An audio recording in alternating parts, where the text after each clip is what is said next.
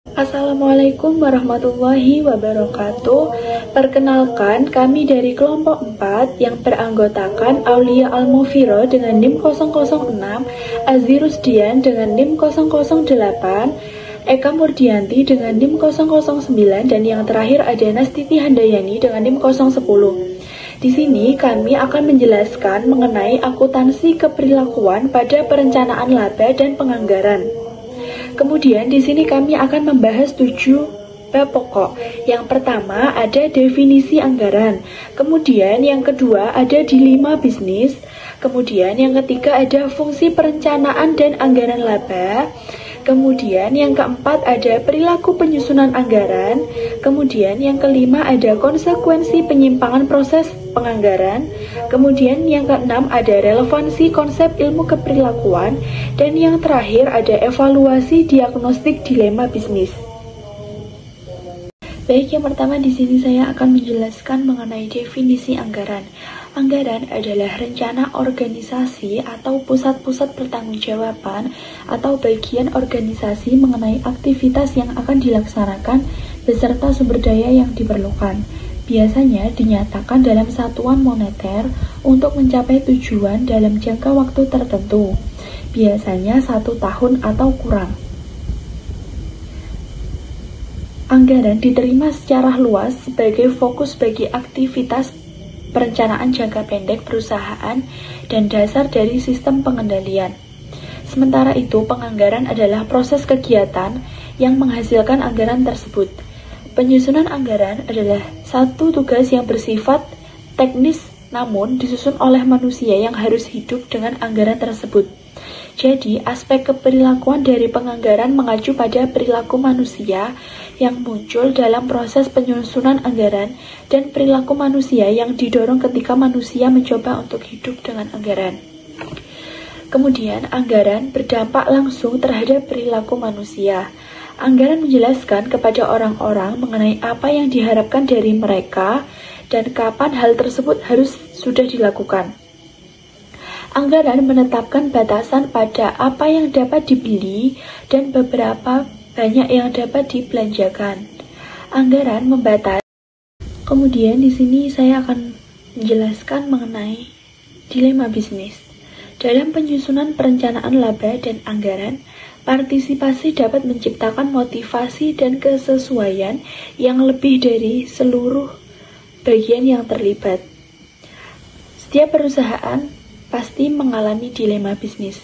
Seperti contohnya, PT Kertas Karton selalu mengalami kemungkinan terjadinya persaingan ketat karena potensi kapasitas yang berlebih. Karena kapasitas berlebih ini menyebabkan kompetisi untuk pemesanan dalam jumlah besar menjadi tajam. Kemudian perusahaan biasanya memiliki kekuatan tenaga kerja yang handal untuk mengatasi masalah dalam perusahaan. Namun masih menjadi kebimbangan apakah sistem ini mampu mengatasi masalah-masalah perusahaan. Oke, baik, saya Azirusdian. Saya akan melanjutkan penjelasan dari teman saya tadi mengenai slide 4, yaitu tentang fungsi perencanaan dan anggaran laba. Anggaran laba dan perencanaan anggaran merupakan pedoman negara untuk merencanakan kegiatannya. Perencanaan berguna untuk mengatur dan merencanakan dana yang akan digunakan ke depannya. Perencanaan digunakan pula sebagai acuan nantinya negara ke depan akan berfokus pada apa saja. Di sini terdapat beberapa fungsi perencanaan. Yang pertama adalah hasil final proses perencanaan perusahaan. Yang kedua, cetak biru de print dari akses perusahaan. Yang ketiga, alat komunikasi internal. Yang keempat, dasar evaluasi kinerja manajer dan kinerja ekonomi. Yang kelima, alat manajemen. Dan yang terakhir adalah motivasi manajer dan karyawan. Penyusunan anggaran. Aspek keperilakuan dari penganggaran mengacu pada perilaku manusia yang muncul dalam proses penyusunan anggaran pada perilaku manusia yang didorong ketika manusia mencoba untuk hidup dengan anggaran tersebut. Perilaku penyusunan anggaran, di sini kami tuliskan terdapat 3 poin.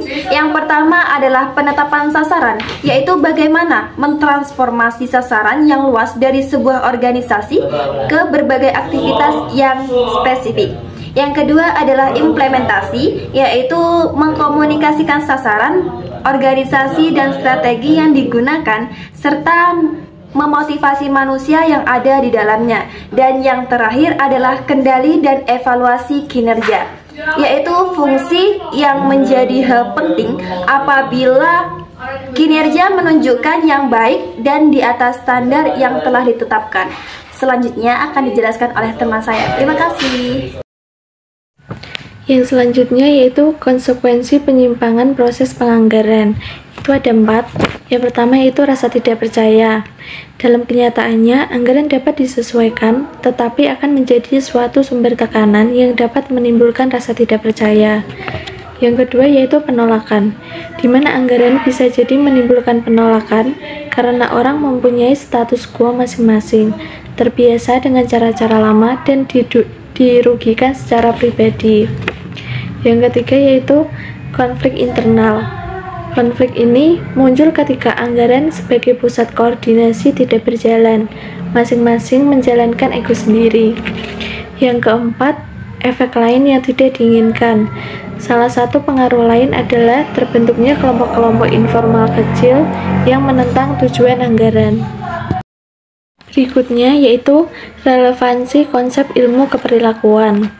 Yang pertama, ukuran dan struktur organisasi. Ukuran dan struktur organisasi mempengaruhi perilaku manusia dan pola interaksi dalam tahap penetapan tujuan, implementasi dan pengendalian, serta evaluasi terhadap proses perencanaan. Yang kedua, gaya kepemimpinan. Gaya kepemimpinan ini juga mempengaruhi lingkungan perencanaan. Seperti dalam teori X dari McGregor menjelaskan gaya kepemimpinan yang otoriter dan dikendalikan secara ketat, di mana kebutuhan efisiensi dan pengendalian mengharuskan pendekatan manajerial tersebut untuk berurusan dengan bawahannya. Berbeda dengan teori yang dikemukakan oleh McGregor, dan gaya kepemimpinan Likert mendorong tingkat keterlibatan dan partisipasi karyawan dalam penentuan tujuan dan pengambilan keputusan. Yang selanjutnya, stabilitas dari lingkungan organisasi. Faktor eksternal juga mempengaruhi lingkungan perencanaan yang meliputi iklim politik dan ekonomi, ketersediaan pasokan, struktur industri yang melayani organisasi, hakikat persaingan, dan lain-lain. Selanjutnya, tahap penetapan tujuan. Selama tahap penetapan tujuan, baik tujuan umum maupun tujuan khusus dari manajemen puncak diterjemahkan ke dalam target-target yang pasti dan dapat diukur bagi organisasi serta bagi setiap submit utama. Selanjutnya, tahap implementasi. Tahap implementasi ini tuh dibagi menjadi 2. Yang pertama, pengkomunikasian anggaran. Direktur perencanaan bertanggung jawab mengimplementasikan anggaran dengan cara mengkomunikasikan sasaran operasional yang disetujui kepada orang-orang di tingkat yang lebih bawah.